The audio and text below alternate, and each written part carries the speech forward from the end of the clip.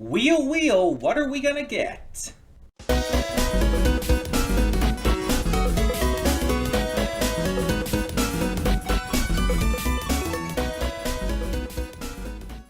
Hey everyone, welcome to Prince of the Gay. I'm your host Connie, and today we are doing our first January movie. Our first movie reaction of 2025, and our first randomized wheel movie reaction. And what I mean is, so if you didn't hear, for the entire month of January, all our movie reactions are going to be randomly picked by the Wheel of Names.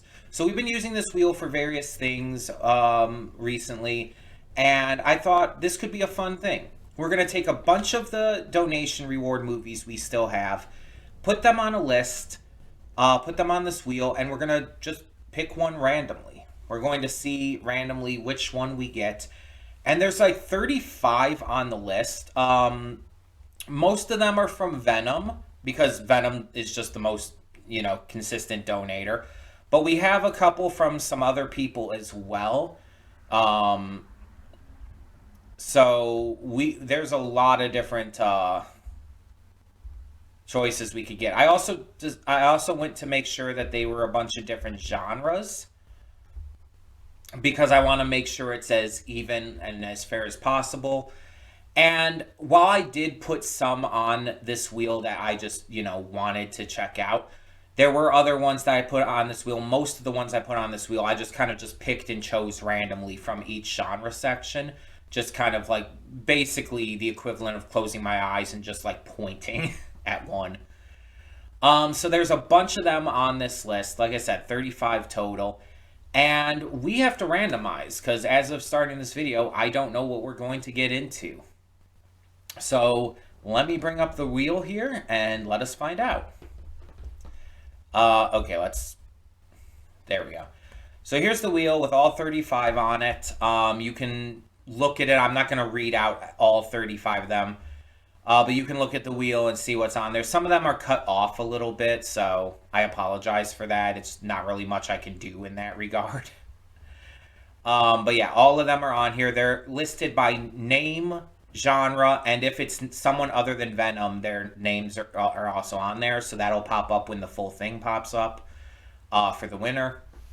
But let us spin and let us see what our first movie of 2025, our first movie of of this month and in general the randomizer is. What are we going to get? And it looks like we have The Interview. Probably the one on the list that I was least looking forward to, but that is what we're going to get. So The Interview is our winner. And yeah, so what do I know about The Interview? So what I know about The Interview is it's a comedy movie, obviously. It stars Seth Rogen and what is his name? The sexual assaulting asshole. The one who played Harry Osborn in the Sam Raimi Spider-Man trilogy. James Franco. That's it. But this is them, and it's like they're interviewing I think Kim Jong-un or something like that, and it like things get out of hand and become stupid and everything. This is a movie that I've not really ever really wanted to check out, but I thought, I'm willing to watch anything. I'm willing to give anything a shot, and Venom, you donated for it to make sure I would do so. Because the thing is, I've talked about in the past how I'm not a huge fan of like a lot of stoner comedies, and a lot of Seth Rogen stuff, really not a huge fan of, personally. But I on top of that, it's just, this movie sounded so fucking stupid. Not to mention, it has the potential to be extremely insulting and extremely, possibly racist and stuff. I mean, I don't know. I can't say for sure. I'm not going to, like, say it is. I'm just saying it has the possibility of being such. And considering, other movies that this same kind of group of people have made, such as Sausage Party and all, and how racist that was, yeah. Wouldn't really put it past it. Would not put it past it. But we shall see. I don't know like anyone else who's in this besides those two. I don't really know anything besides the basic premise of this because, like I said, I never was interested. I never watched really any trailers. I've only seen like a couple random things here and there, and not usually of my choice or free will. um, but this is what the wheel chose. That's the point of doing the wheel for the January movies. Don't know what we're gonna get. And sometimes it may not be something that I'm super invested in. Sometimes it may not be something that I really want to get to.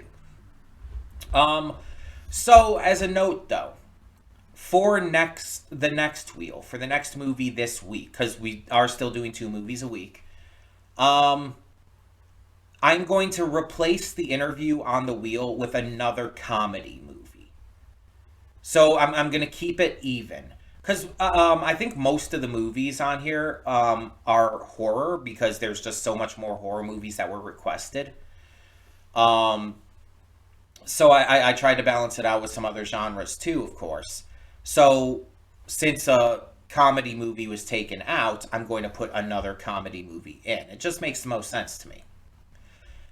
So we'll we'll see how that goes. What I end up putting in, you'll it'll be on the wheel for the next movie this week. But yeah, so let us just let's get on with the movie. See what we have in store, and at least hope it's survivable. Hope it's not too bad. Um, that being said, yeah, let's do this.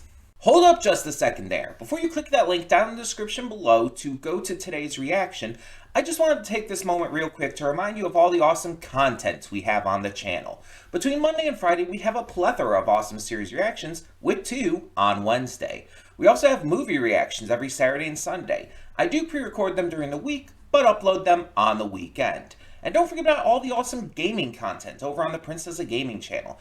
Every single day of the week, we have some awesome Let's Plays for you. A bunch of different things to check out, and more coming in the future.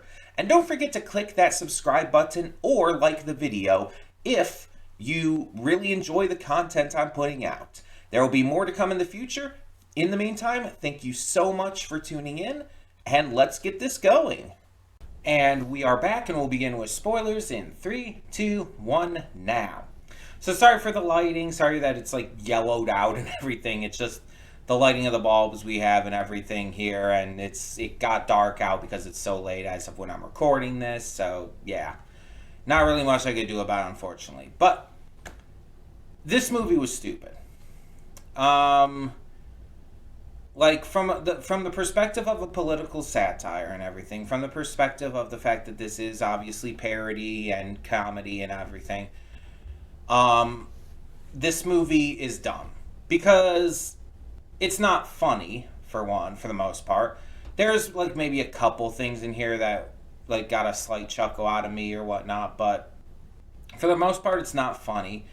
The satire and political stuff itself is like rooted in truth and everything, with like the bullshit about North Korea and how Kim Jong-un is portrayed and whatnot, and the lies they tend to peddle. But like obviously things are exaggerated in a comedic way to a point where some of it kind of almost feels just stupid. Like the entire stuff with the like margaritas and Katy Perry and stuff, and it's just like this isn't funny. I kind of understand what they're trying to do here, but it feels like, I mean, for one, it feels like they're poking at a bear. And this is a movie that, by the way, the actual North Korea and Kim Jong-un and all like got upset about. And it's like, you make this movie, you release this movie, it gets a limited release because of the controversy of it, but you still release it, and you're surprised when North Korea gets angry about that.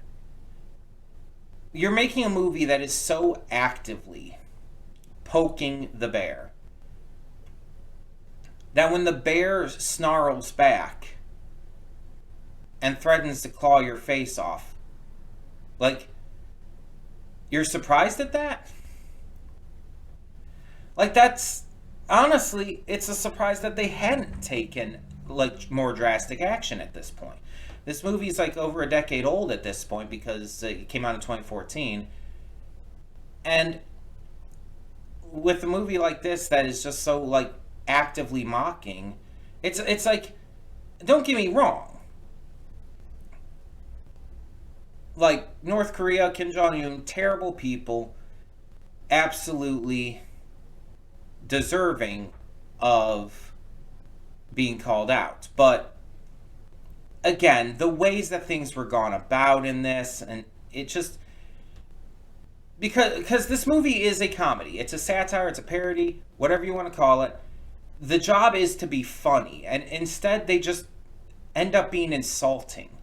And then there's the other parts that are just, like, fucking stupid and have never been funny. It's like, oh, we're making R-rated comedy, so we're just gonna throw in a shit ton of random sex. There's, like, one scene that included nudity, drug use, just constant random bullshit, stuff like that. And it's like, I understand it's a Seth Rogen and James Franco film, but it's like, yeah, this never worked. It's never going to work. It's not funny. It's not entertaining. It's just dumb. Not to mention the casual racism. Because it's like, that's not a surprise at this point. And it's like, again, it's more than just like, oh, this is about North Korea though, and it's like, we're not really worried about offending them. It's like, you do know Korean people aren't just in North Korea, right? And you do know racism is still bad no matter what, right?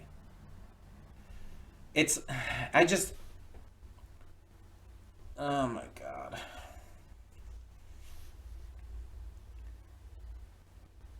And then they like ruin certain moments by throwing in needless shit. Like the entire sequence within the production room with the guy that was biting off his fingers and everything, and all the issues that were happening in there, completely took away from the interview itself. The interview is literally the title of this movie. It is literally what this film is about. It is what everything builds up to. And you just cut back to this bullshit in the production room? I don't give a shit about that. It feels like they were cutting back to that because the interview itself wasn't going to be action-packed enough, wasn't going to be cool enough, because it was just an interview. And even though the things being said have been, built up to and have relevance, and that's where a lot of the biggest social commentary comes from, you cut away from that to pointless, stupid action that really didn't have any relevance or need. Like, I understand the idea I think they tried to go with there. They were trying to show that it's like, oh, some of these people in the production room are going to fight back against this entire situation and all. But it's like, it just felt... It felt out of place, and again, it ruined the entire mood and tone of that scene. Like, having the soldiers trying to get in through the door is one thing. But the stuff that was happening in the production room is another altogether. And even then, I almost feel like they should have waited to have the soldiers part until after the interview was over. I almost feel like they shouldn't have cut away from that, because it cuts away from, again, the main thing that this movie is all about.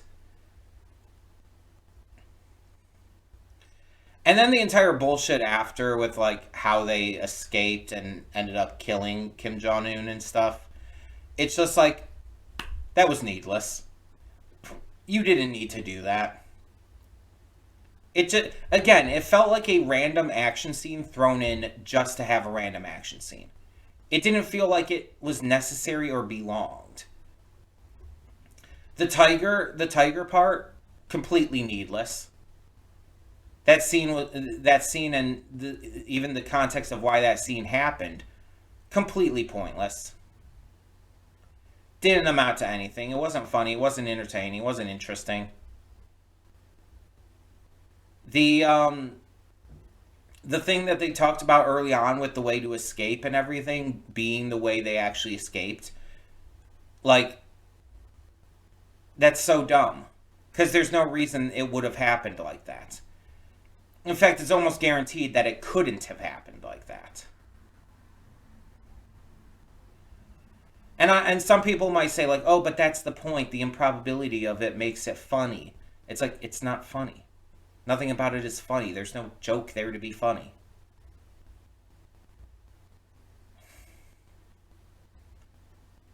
And I feel like I've like complained about this same kind of stuff in like other movies like this, so it's not like it's new, and it's definitely not like it's definitely been obvious that this is just clearly not my kind of film.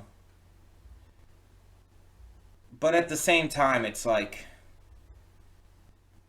I don't see the appeal in it. And apparently this movie is very mixed in how it was received, which I can see. Like, there's definitely an audience for this. I mean, that's just undeniable. People who like these kind of movies. Um, but I'm glad that there's just as many people who are like not just against it, like on a principle case or whatnot, but just don't find it good. It's like the idea of it is dangerous, really dangerously stupid, and then the actual execution is just so subpar and bland and disinteresting. Because that's the thing, most of it is not like inherently like terrible or like aggressively unenjoyable to a point where it's just I despise this movie. It's not like that. It's just so like aggravatingly mid. It's so boring. Like, I'm sitting there half the time with like my hand like this because I'm just like disinterested. Because they're trying to be funny and they're just failing. They're trying to tell jokes but not actually telling jokes. And it's just like I just didn't care either. It's like you have these emotional scenes and everything. It's like, one, you try to have these emotional scenes with Kim Jong-un and like fuck that shit. But also you try to have them with either of our other two main characters, and it's like, why should I care about them? They're assholes too. I mean, they're not Kim Jong-un, but they fucking suck too. I don't like either of them. I feel no sympathy or care for this woman who ended up being a defector in the end. I didn't care about her. I didn't like anyone in this. Like, there's no characters I could really stand behind. It just... They all were kind of terrible. I guess maybe the puppy is okay, but they gave the puppy a horrifically, like, terrible name just for, I guess, the joke. Even though, again, that wasn't really a joke. There was no joke made there, but whatever. And I'm not just saying this kind of stuff because, like, oh, there's drugs and stuff, or there's sex in this and all. If you watch my reactions, you know that's not the case. I've watched plenty of things that have drug use in it and have had no problem with them. I've watched plenty of stuff with sex and nudity in it, and it's like, don't mind that. That's not a problem if it's handled well. But here it's like there's this one the one scene that has actual nudity in it, like where they're like drugged up and like partying and everything, like the night before the CIA agents come. It's like, what the fuck was the point of that scene? It lasted like not even 5 seconds, and you couldn't even tell what was going on because it went by so quick. What was the point of that scene? To show that these two do drugs and party? Why? I don't understand. It didn't add anything to the movie. It didn't do anything. It felt like a completely needless scene that just took away screen time from things that could have been done to further the actual, political satire of it. Because that's one thing I'll say here. The movie is at its best when it's touching on that political satire. There's two scenes in particular that I think were the best or could have been the best scenes. The scene where he goes out and notices that the grocery store is fake is actually a really good scene because it expresses like everything you need to know in that moment. And it shows how fucked up North Korea is in terms of, quality of life, but also how fucked up they are in terms that they fake this shit, lie about this shit, etc., etc. It's horrific. And that scene got that across while barely saying anything. I think that was actually probably the best scene in the movie. And I say it's the best because the other scene, the interview itself, again, would have been better if it wasn't cut away from for the stupid bullshit in the production room. If it wasn't for that, the interview scene could have been great. Because of the way it was going about, the way it was being presented.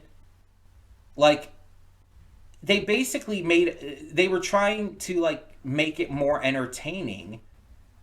And they just made a mockery of it, of what could have been great, salient political commentary. And it's like, they took away its impact by doing that. But this movie is at its best when it tries to go into that degree. And I'm not talking when it's like showcasing Kim Jong-un as like being a liar or whatnot. But I'm talking like when it shows Kim Jong-un get angry at that memorial dinner thing for the two guards. Like when he got really angry and like started threatening to like bomb the shit out of America and everything. It's like that's the kind of shit that this movie should have been more filled with. And I understand that would have stopped it from being a comedy. But it's like maybe that's a good thing. A political satire doesn't have to be a comedy. A political satire should have comedic elements to it, but it shouldn't really be a comedy. I mean, look at things like Squid Game. That's a political satire. It has comedic elements to it, but it's not a comedy series. It's a drama. It's just like the wildest thing is Squid Game's funnier. Squid Game has actual jokes in it that are actually funny. And this is a fucking comedy movie. And mind you, it's all subjective, of course. If you found this funny, that's fine. It's all subjective. It's all opinion. I'm just sharing my opinion, my point of view based on my experience. I just really wasn't enjoying this that much. I found a lot of it just boring to sit through. There's parts like, I want to say halfway through, like 40 minutes in, where I'm like looking at the time, I'm like, oh God, it's not even an hour and a half in already. It's only like 40 minutes in. Because it felt like it's been so much longer because it's so hard to sit through.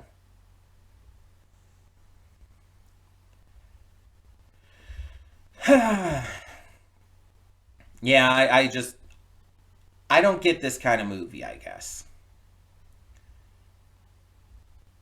It's you could say it's partially James Franco. You could say it's partially Seth Rogen.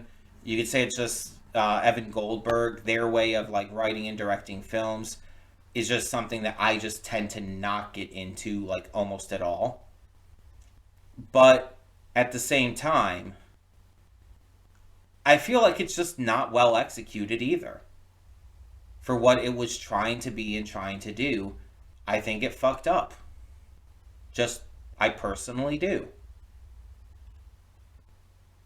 I think pretty much every actor in this was wasted. Like, I mean, outside of Seth Rogen and James Franco, because this is kind of right in their wheelhouse. But it's like Randall Park.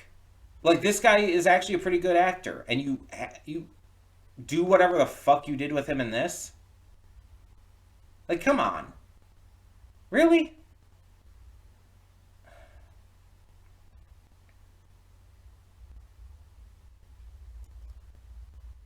I'm just I'm not disappointed because, to be honest, it was surprisingly better than I thought it was going to be. I thought this was going to be an absolute train wreck. I thought it was going to be a disaster from the get go. I thought it was going to be like a 0 star worthy movie. So at least it was better than that.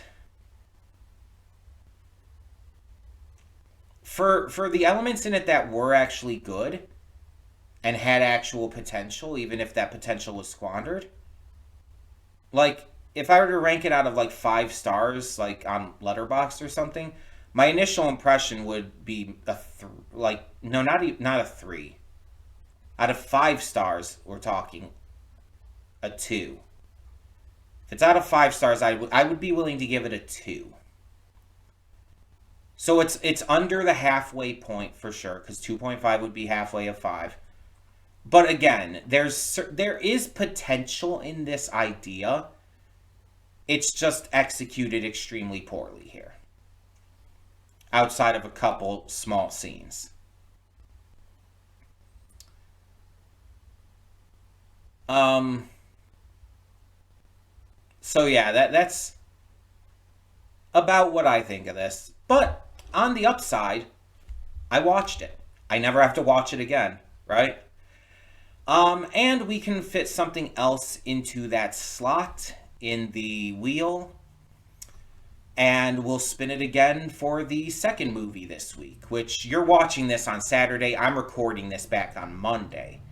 So whenever I end up recording the Sunday movie, we'll have something else in that slot on the wheel. If you have any questions, any thoughts, anything you want to add, feel free. For the time being, though, I'm Connie and I'm signing off. See y'all next time.